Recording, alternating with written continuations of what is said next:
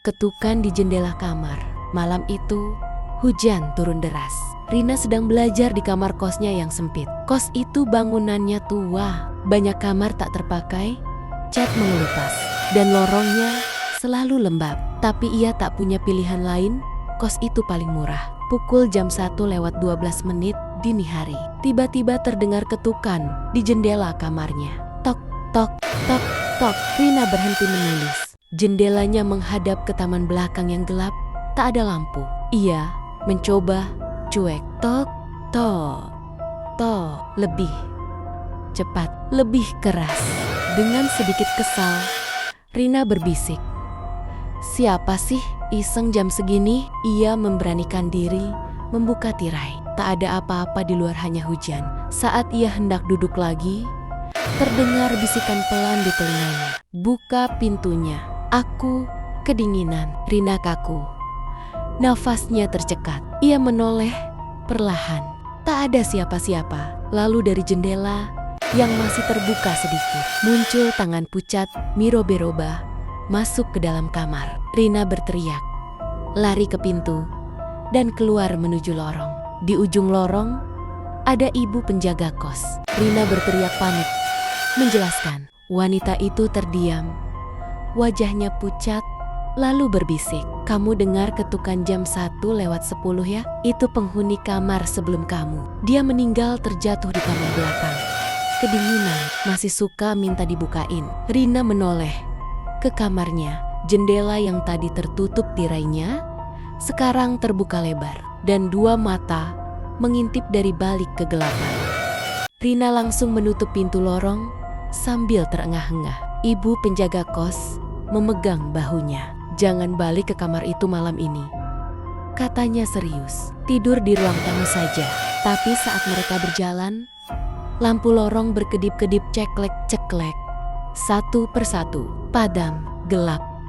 Gelap. Di tengah kegelapan terdengar ketukan lagi. Tok, tok, tok. Tapi kali ini bukan dari jendela. Ketukan itu datang dari pintu kamar Rina. Perlahan, semakin cepat, seolah sesuatu ingin keluar dari dalam. Tutup telingamu, perintah ibu penjaga kos. Ketukan berubah menjadi hempasan keras. Dag, dag, dag. Pintu itu bergetar hebat. Dari bawah celah pintu muncul air hujan mengalir. Padahal lorong kering.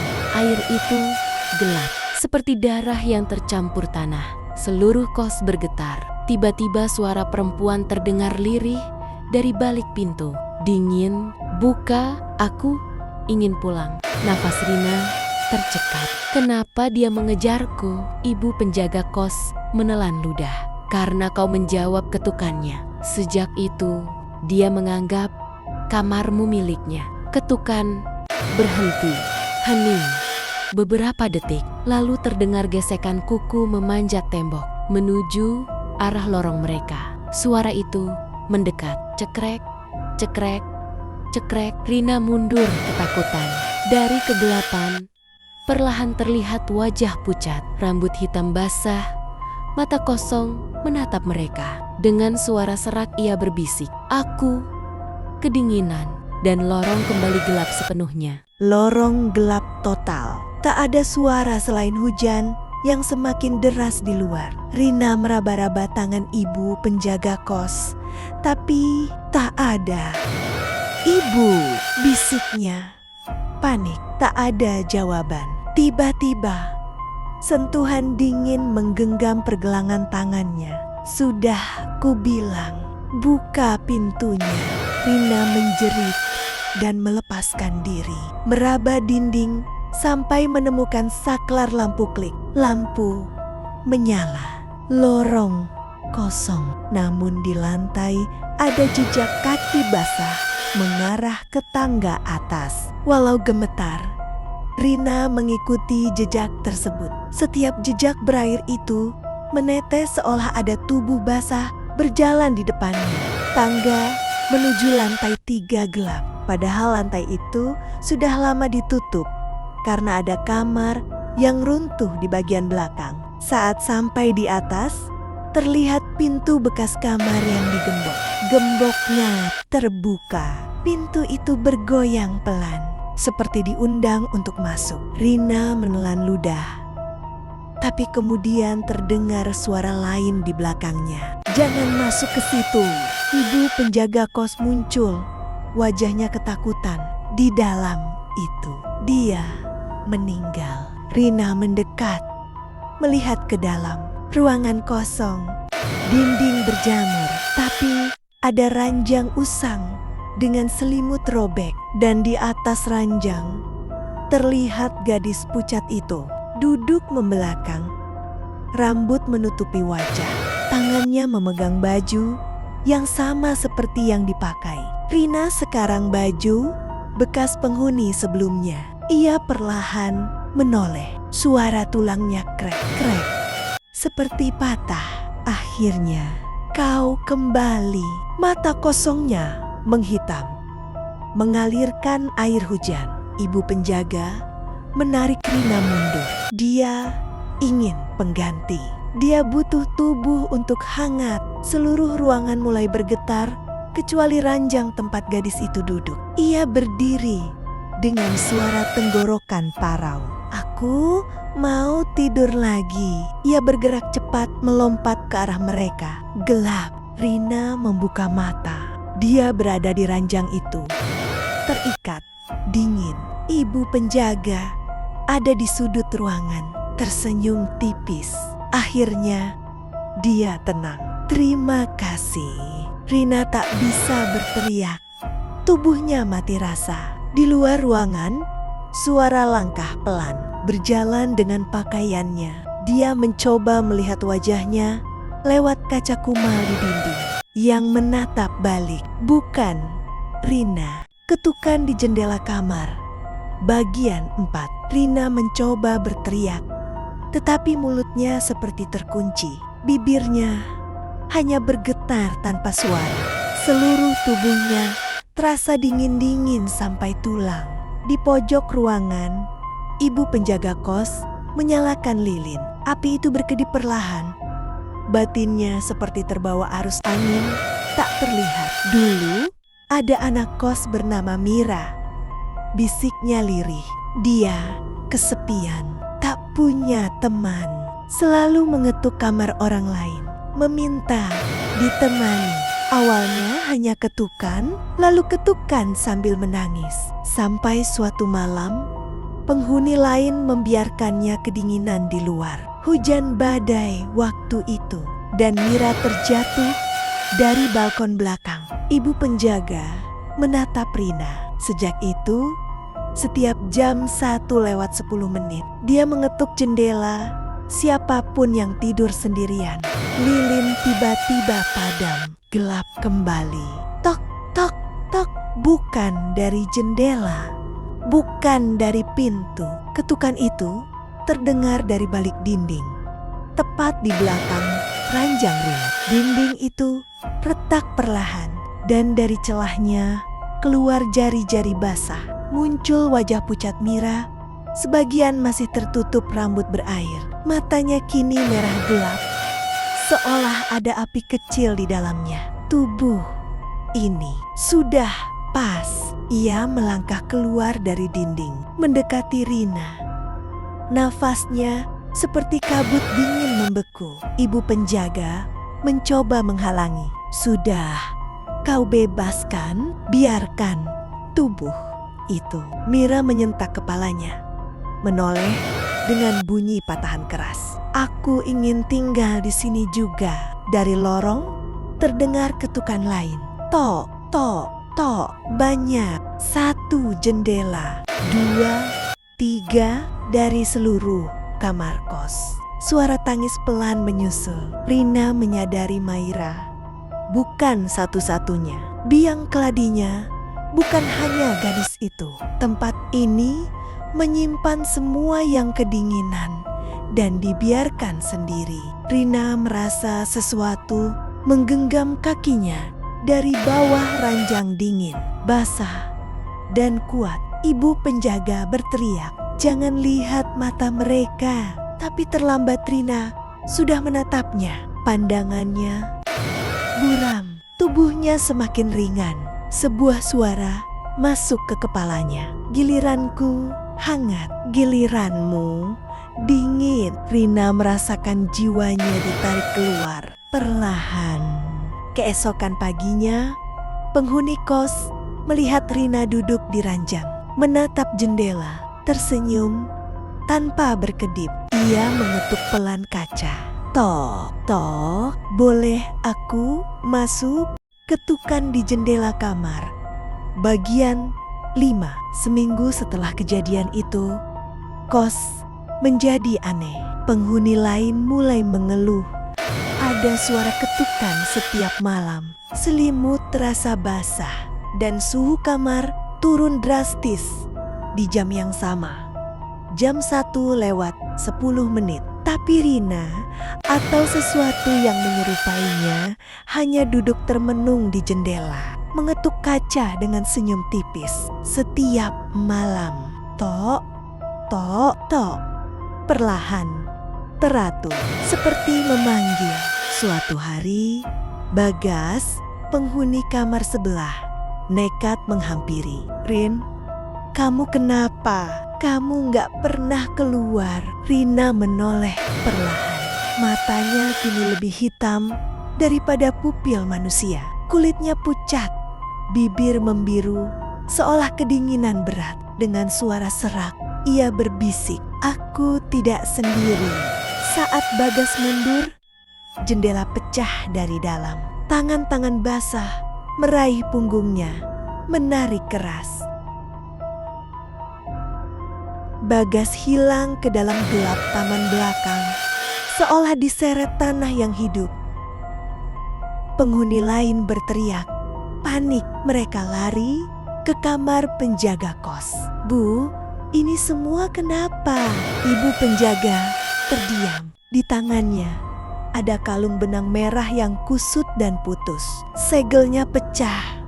Bisiknya gemetar. Sekarang semua roh yang ditinggalkan akan menagih hangat. Malam itu, kos seperti kuburan terbuka. Setiap kamar terdengar ketukan di jendela.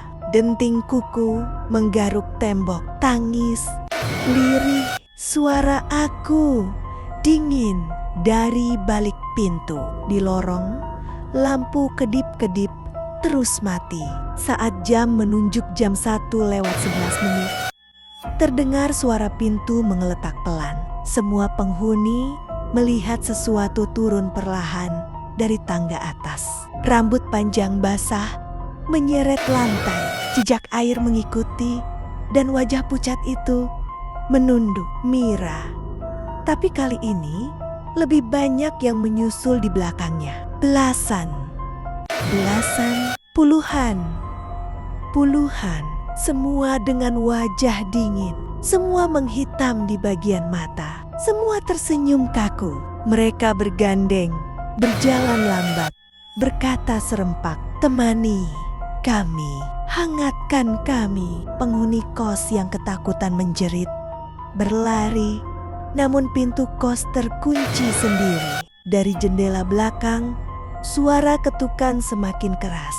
Tok tok, tok tok, tok tok. Seperti ratusan jari mengetuk-ngetuk kaca. Ibu penjaga memegang pundak seorang penghuni terakhir. "Kalau ketukan dibalas, kau akan tetap tinggal di sini selamanya." Tiba-tiba, suara halus menyelinap di telinga mereka. Dingin menusuk. "Aku sudah membalas ketukannya." Semua menoleh. Di ujung lorong, Rina berdiri. Tapi kini rambutnya menutupi wajah. Tubuhnya tenang, dingin.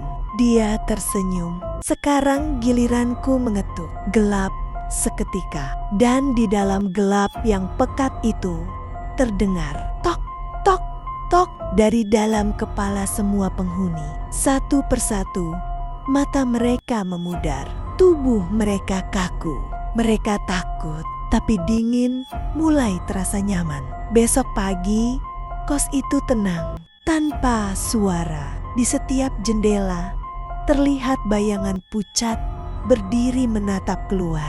Dan jika lewat tengah malam, kamu lewat depan kos itu, kau akan mendengar ketukan pelan dari kaca. Tok, tok. Boleh kami masuk?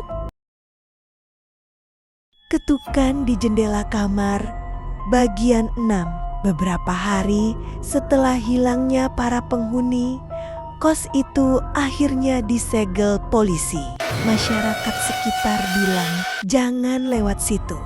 Kalau jam 1 malam, ada yang mengetuk kepala dari dalam kaca. Tapi satu pihak lain datang. 3 pria tua berkalung benang merah, membawa dupa dan mangkuk tanah hitam. Pemuka ritual. Mereka memasuki kos, ditemani ibu penjaga yang wajahnya kini lelah. Seperti tidak tidur berminggu-minggu. Lorong gelap, bau lumpur basah memenuhi udara. Salah satu pemuka ritual menempelkan telinga ke tembok. Ia bergidik. Mereka bukan roh biasa. Mereka ditahan di tempat ini oleh sesuatu. Ibu penjaga menunduk. Aku hanya mengikuti perjanjian lama. Mereka menuruni tangga menuju ruangan bawah tanah yang dulu dikabarkan runtuh. Padahal bukan runtuh, disembunyikan. Lilin menyala satu persatu. Begitu pintu dibuka, seolah ruangan itu menyambut. Di tengah ruangan, terdapat ranjang kecil busuk, boneka lusuh, separuh terbakar, dan prasasti batu bertuliskan, "Jangan tinggalkan aku sendirian." Di udara terdengar gumaman ratusan bibir. Dingin. Pemuka ritual mencium bau tanah kuburan. Salah satu menggali sedikit lantai ruangan. Hatanya bergetar. Ada tulang bayi di bawahnya. Ini bukan hanya arwah kesepian. Ini ritual penyerahan. Ibu penjaga mulai menangis. Kos ini dibangun di atas rumah yatim yang terbakar. Anak-anak itu terkunci di bawah. Kedinginan sampai mati. Semua lampu padam. Suasana beku. Dari balik gelap, puluhan suara anak seperti berbisik dari dalam tenggorokan. Buka pintu, temani kami. Di dinding, jari kecil muncul, mencakar pelan, seolah mencoba keluar. Salah satu pemuka ritual terpaku. Tak bisa gerak, tangannya bergetar. Terlambat, mereka sudah punya tubuh. Tiba-tiba, langkah berat terdengar dari lorong atas. Air menetes, bau lumpur semakin pekat. Yang muncul pertama, Rina, tapi rambutnya kini lebih panjang. Kulit membiru, urat hitam menjalar sampai leher. Di belakangnya, puluhan sosok, mata kosong, mulut membisu, kuku basah. Pemuka ritual segera menggambar simbol di lantai.